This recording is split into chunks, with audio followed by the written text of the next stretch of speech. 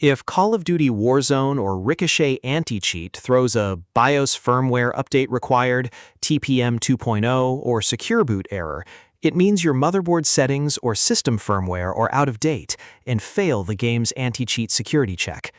To fix this, first check your current setup in Windows by pressing the Windows key, typing msinfo32, and verifying whether your BIOS mode is set to UEFI and Secure Boot state is on.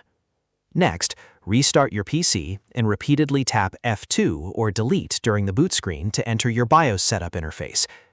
Head over to the Boot or Security menu, ensure your CSM parameter is disabled, set Secure Boot to Enabled, and make sure TPM 2.0 is switched on, which is labeled as AMD FTPM on AMD platforms or Intel PTT on Intel systems. If the error persists after enabling these settings, your BIOS version itself is too old to meet Ricochet's security requirements. Grab an empty USB flash drive, visit the official support page for your specific motherboard manufacturer, such as Asus or MSI, and download the latest stable BIOS update file directly to the USB drive.